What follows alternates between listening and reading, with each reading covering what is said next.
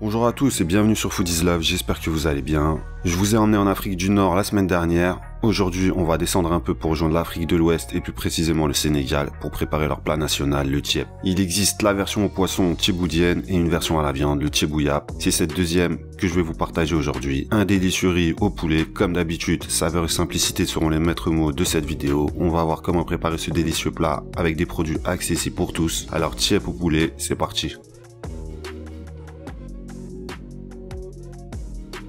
Et avec la complicité du hachoir électrique, on va commencer par confectionner un nokos. Le nokos, c'est tout simplement ce qui va assaisonner notre plat. Et pour ça, il nous faudra un demi-oignon de gros calibre. Cette moitié d'oignon, on va la détailler en 4 morceaux pour faciliter la tâche au hachoir. Et l'autre moitié d'oignon, on la réserve pour tout à l'heure. On va également ajouter dans le hachoir 4 ou 5 gousses d'ail. Un piment vert, qu'on va lui aussi détailler en quelques morceaux. Il nous faudra également une belle poignée de persil frais, que je n'hésite pas à remplacer par de la coriandre lorsque je n'ai plus de persil. On va également avoir besoin de la moitié d'un poivron vert, et on le détaille lui aussi, avant de venir ajouter 3 ou 4 cm de gingembre frais, découpé en plusieurs morceaux. On arrose tout ça avec le jus d'un citron et le jus d'un citron vert.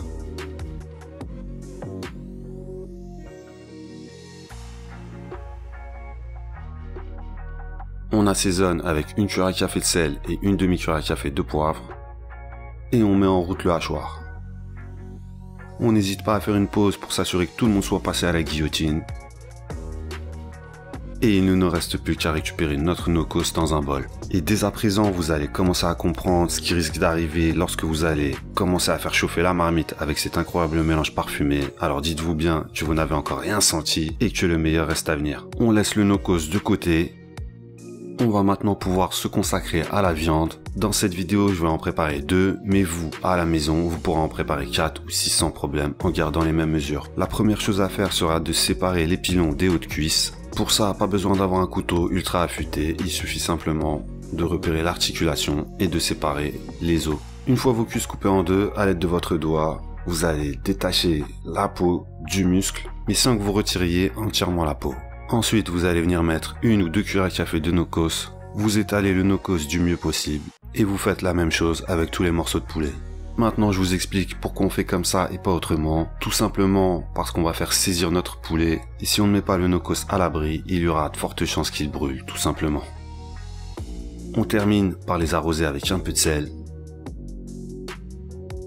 Une fois tous nos morceaux de poulet assaisonnés, vous avez la possibilité de les laisser mariner plusieurs heures, ou bien jusqu'à qu'on ait fini de préparer le reste des ingrédients tout simplement. Et parmi le reste des ingrédients, il y a 400 g de riz basmati qu'il va falloir rincer abondamment pour en retirer un maximum d'amidon. Vous pourrez utiliser de la brisure de riz comme cela se fait souvent, mais le riz basmati reste plus intéressant nutritionnellement. Une fois le riz bien rincé, vous allez le laisser tremper dans l'eau jusqu'à ce qu'on ait besoin de faire appel à lui.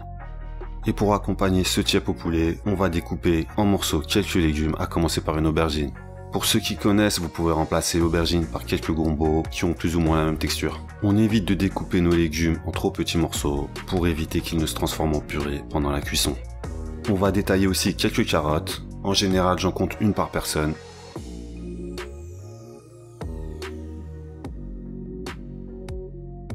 On va également émincer le demi-oignon de tout à l'heure. Si jamais vous êtes onion lover, encore une fois, vous pouvez en rajouter davantage. On va également ajouter quelques pommes de terre. Moi, je mets des pommes de terre de petit calibre, comme ça je n'ai pas besoin de les découper. Et vous pourrez les accompagner ou les remplacer par de la patate douce. Il nous faudra aussi du chou blanc, environ un quart de chou, qu'on découpera en 2 ou 3 morceaux. Vous pouvez libérer les feuilles ou les laisser se libérer par elles-mêmes pendant la cuisson.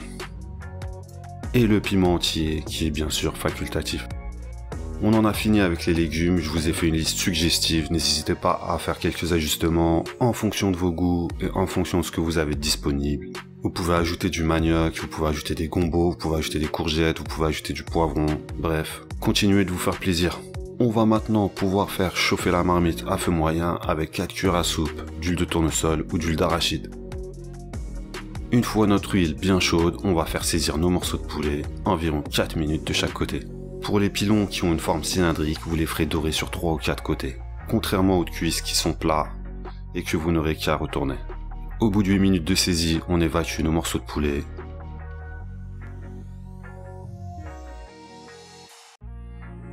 Avec leur marinade intacte. Ensuite, on va s'empresser de faire dorer notre oignon émincé dans le gras et les sucs de cuisson de la volaille. Et toujours à feu moyen. Au bout d'environ 5 minutes, une fois nos oignons bien dorés, on va venir ajouter 4 cuillères à soupe de tomates concentrées.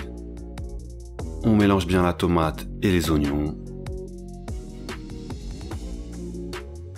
On fait frire la tomate pendant 1 minute avant de venir ajouter le reste du no-cos qu'on mélange avec la tomate et les oignons. On ajoute un peu d'eau qui aura servi à rincer le hachoir pour récupérer la totalité du no-cos. On continue de mélanger et là l'uppercut olfactif vous aura mis au tapis, c'est sûr et certain. Il faudra vous relever avant les 10 secondes pour remettre le poulet dans la marmite ainsi que tous nos légumes sauf les pommes de terre.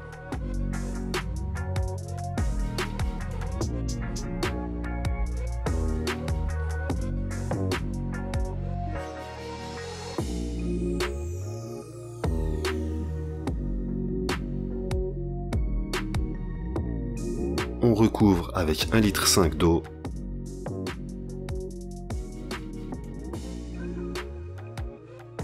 On remue un peu.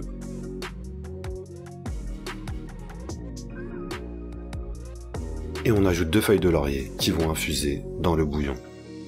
Maintenant, il va falloir déposer sur notre marmite un panier vapeur dans lequel on va pré-cuire à la vapeur notre riz basmati qu'on aura égoutté bien sûr. Donc déposez le riz dans le panier et verrouillez avec un couvercle pour laisser cuire à feu moyen 30 minutes. Au bout des 30 minutes, on retire le panier vapeur, on dépose nos pommes de terre et on remet le panier vapeur. Cette fois-ci, on laisse cuire 20 minutes. Et au bout de ces 20 minutes, on va pouvoir à l'aide d'une passoire évacuer la viande ainsi que tous les légumes pour ne conserver dans la marmite que du bouillon. Retirez bien tous les morceaux, les oignons, le chou.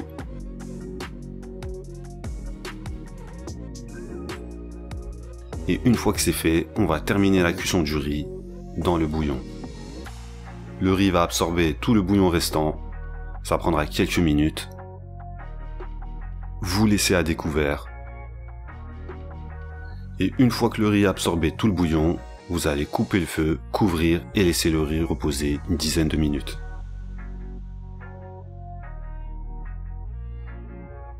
Au niveau de la cuisson, tous les légumes sont fondants, les carottes et le chou sont légèrement croquants.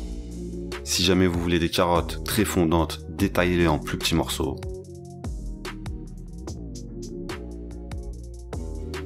Et pour le riz, je vous laisse imaginer le nombre de parfums et de saveurs qu'il a pu absorber.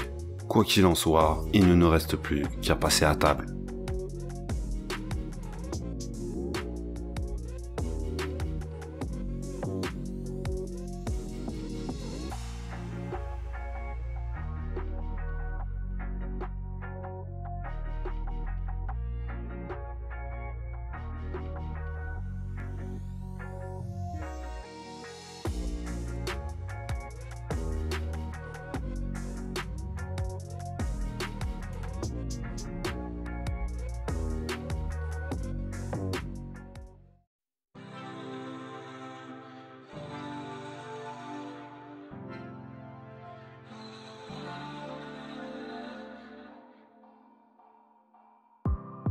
Voilà, c'est fini pour aujourd'hui. J'espère que ça vous a plu et que vous allez pouvoir vous faire plaisir avec cette recette. Je m'excuse aussi pour la petite tache sur l'écran à la fin. N'oubliez pas de mettre un j'aime avant votre départ, un petit commentaire pour discuter avec moi et je vous dis cordialement à la prochaine vidéo pour une nouvelle recette. Ciao.